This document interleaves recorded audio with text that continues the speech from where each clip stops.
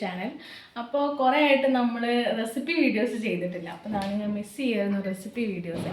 അപ്പോൾ ഇന്ന് നമ്മൾ റെസിപ്പി വീഡിയോ ആയിട്ടാണ് വന്നിട്ടുള്ളത്.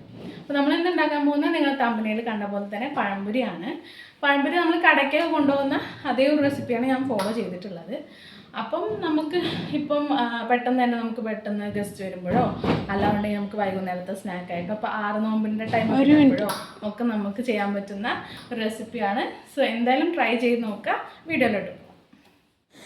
അപ്പോൾ നമുക്ക് ഈ പഴംപൊരി ഉണ്ടാക്കാൻ വേണ്ടിയിട്ട് ആദ്യത്തെ ഇൻഗ്രീഡിയൻറ്റ് അല്ലെങ്കിൽ നമ്മൾ അതിൻ്റെ ഒരു മാവിന് വേണ്ടിയിട്ട് നമുക്ക് ആദ്യം വേണ്ടത് മൈദയാണ്. അപ്പോൾ ഞാൻ ഏകദേശം ഒരു 1.5 കപ്പ് മൈദയാണ് എടുക്കുന്നത്. 1.5 ഫുൾ കപ്പ് മൈദ എടുക്കുന്നുണ്ട്. അരിച്ച് ചേർക്കണമെങ്കിൽ ചേർക്കാം, ഞാൻ അരിച്ചിട്ടൊന്നുമില്ല കേട്ടോ. 1.5 കപ്പ് മൈദയ്ക്ക് 1/2 കപ്പ് അരിപ്പൊടി, ആ ഒരു ലെവലിലാണ് ഞാൻ എടുക്കുന്നത്.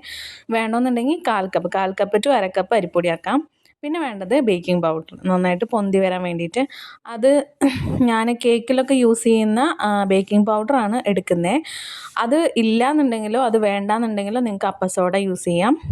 ഇനി ഒന്നുമില്ലെങ്കിൽ അതിൻ്റെ ടേസ്റ്റേ ഇഷ്ടമില്ലാത്തവർക്ക് അത് വേണ്ടാന്ന് വെക്കാം കേട്ടോ. പിന്നെ നമുക്ക് ആവശ്യത്തിന് മധുരം ഇട്ട് കൊടുക്കാം. ഞാനൊരു 5 to 6 ടേബിൾ സ്പൂണോളം മധുരം ഇടുന്നുണ്ട്. അത് ആദ്യം കുറച്ച് ഇട്ട് നോക്കിയിട്ട് ഞാൻ ഒരു 5 ടേബിൾ സ്പൂൺ എങ്ങാണ്ട് ഇട്ടു. എന്നിട്ട് പിന്നെ കുറച്ച് കഴിഞ്ഞിട്ട് പിന്നെയും വേണം തോന്നിയത് കൊണ്ട് ഒരു 1.5 ടേബിൾ സ്പൂണും കൂടി ഇട്ടായിരുന്നു. മൊത്തം ഒരു 6 ടേബിൾ സ്പൂണാണ് വേണ്ടത് കേട്ടോ. അത് കഴിഞ്ഞാൽ പിന്നെ നമുക്ക് വേണ്ട ഒരു ഇൻഗ്രീഡിയൻറ്റ് പഴയ മാവാണ്. ഇത് ഓപ്ഷണലാണ്, പക്ഷെ നിങ്ങളിത് ഇടുകയാണെന്നുണ്ടെങ്കിൽ അതിൻ്റേതായ ഒരു ബാലൻസ് ഓഫ് ടേസ്റ്റും അങ്ങനെ ഒരു പ്രത്യേക ടേസ്റ്റേക്ക് വരുന്ന പോലെ തോന്നും കേട്ടോ. ഞാനൊരു 2-2.5 ടേബിൾ സ്പൂണ് ഇട്ട് കൊടുത്തിട്ടുണ്ട്. പിന്നെ മഞ്ഞൾപ്പൊടി എന്താ വെച്ചാൽ നമ്മൾ ഓവറായിട്ട് ആഡ് ചെയ്യാൻ പാടില്ല കേട്ടോ. മഞ്ഞൾപ്പൊടിയും കൂടി ഇട്ടിട്ട് നന്നായിട്ട് വെള്ളം ഒഴിച്ച് മിക്സ് ചെയ്ത് കൊടുക്കുക. മഞ്ഞൾപ്പൊടി ഓവറായി കഴിഞ്ഞ് കഴിഞ്ഞാൽ അതിൻ്റെ ഒരു ടേസ്റ്റും അതിൻ്റെ ഒരു ഫ്ലേവറൊക്കെ അതിൻ്റെ ഒരു മണമൊക്കെ വരാൻ തുടങ്ങും. അപ്പോൾ അതിലും ഭേദം മഞ്ഞൾപ്പൊടി ഓവറായിട്ടുണ്ട്, പകരം യെല്ലോ കളർ യൂസ് ചെയ്യുക, അല്ലെങ്കിൽ ഓറഞ്ച് കളർ യൂസ് ചെയ്യുക, അല്ലെങ്കിൽ അതൊന്നും ഇല്ലയെന്നുണ്ടെങ്കിൽ മാത്രം ഒരു ചെറിയ പിഞ്ച് റെഡ് കളർ യൂസ് ചെയ്യുക. ഞാൻ അങ്ങനെ യൂസ് ചെയ്തിട്ടുണ്ട്. ഇപ്പോൾ കാണാനേ പാടില്ല, നമുക്ക് ആ ഒരു കളർ കിട്ടുന്നതായിട്ടുണ്ടാവും കേട്ടോ. ഗായ്സ്, അപ്പം ഞാനിത് ആ പഴമൊക്കെ നന്നായിട്ട് മുറിച്ചെടുത്തിട്ടുണ്ട്. ഇത് എങ്ങനെ മുറിച്ചു എന്ന് കാണിക്കണമെന്ന് വിചാരിച്ചു, പക്ഷെ എനിക്ക് പറ്റിയില്ല കേട്ടോ. അപ്പം ഏകദേശം ഈ ഒരു സൈസ് ഇങ്ങനെയൊക്കെ മുറിച്ചെടുത്താൽ മതി. ഞാനൊരു ഏകദേശം 5 to 6 പഴം എടുത്തിട്ടുണ്ട്. ഓരോ പഴത്തുനിന്നും 4 പീസ് വീതം കിട്ടിയിട്ടുണ്ട് കേട്ടോ. ഞാനിതാ ഈ ഒരു തിക്നെസ്സിലൊക്കെയാണ് മുറിച്ചിട്ടുള്ളത്. ഒരു പഴത്തുനിന്ന് 4 വരുന്ന രീതിയിൽ അങ്ങ് മുറിച്ചെടുത്തിരിക്കുകയാണ് കേട്ടോ. സോ പിന്നെ ഇടയിലൊക്കെ പൊട്ടിപ്പോയി കഴിഞ്ഞാൽ അതിനൊക്കെ 2 പീസാക്കി പഴമാണ് കിട്ടിയിട്ടുള്ളത്. അപ്പം ഞാൻ ഇത്രയും ഒരു ഇതിൽ ഇന്ന് ഉണ്ടാക്കാമെന്നാണ് വിചാരിക്കുന്നത്. അപ്പോൾ നമുക്ക് പൊരിക്കാം. ഇനി ഇതെടുത്ത് പൊരിക്കാം കേട്ടോ. പഴംപൊരി പൊരിക്കുന്ന സമയത്ത് ഒരു കാര്യം ശ്രദ്ധിക്കാനുള്ള എന്താണെന്ന് വെച്ച് കഴിഞ്ഞാൽ കുറച്ച് നേരം മാവിലിട്ട് അങ്ങോട്ടും ഇങ്ങോട്ടും മുക്കി കുറച്ച് നേരം അതിൽ കുതിർത്തിയതിന് ശേഷം ആ മാവിലോട്ട് ഇടുന്ന സമയത്ത് അതെല്ലായിടത്തും പിടിക്കും. അല്ലാന്നുണ്ടെങ്കിൽ അവിടെയും ഇവിടെയൊക്കെ മാവ് പിടിക്കാത്തൊരു പ്രശ്നം വരില്ലേ, അത് ഒഴിവാക്കാൻ വേണ്ടിയിട്ട് ഞാൻ ഇങ്ങനെ ചെയ്യാറുണ്ട് കേട്ടോ. അടുത്തത് ഒന്ന് പൊരിച്ച് അടുത്തതാകുമ്പോഴത്തേനും അതിൽ കുറച്ച് നേരം മുക്കി വെക്കും. അപ്പോൾ കറക്റ്റായിട്ട് കിട്ടും.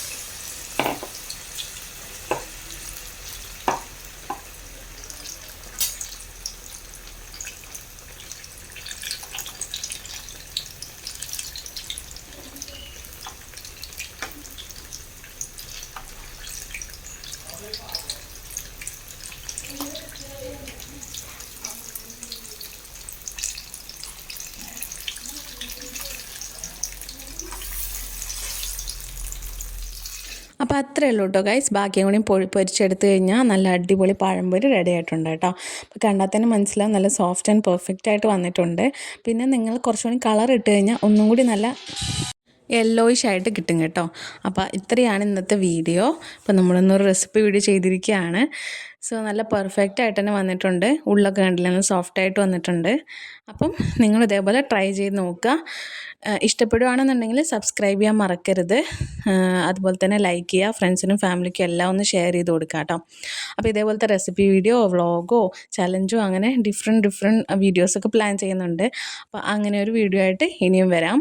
അതുവരേക്കും ബൈ. പിന്നെ ഞാനൊരു ചിക്കൻ കറി വെച്ചിട്ടും കൂടി ഒന്ന് കഴിച്ച് നോക്കിയായിരുന്നു കേട്ടോ. അതും നല്ല ടേസ്റ്റ് ഉണ്ട്. സംഭവം ബീഫ് വെച്ചിട്ടാണ് നല്ല കോമ്പിനേഷൻ, പക്ഷേ ചിക്കൻ വെച്ചിട്ടും അടിപൊളിയാണ്. സോ എന്തായാലും ട്രൈ ചെയ്ത് നോക്കുക. Thank you so much for watching till the end and by.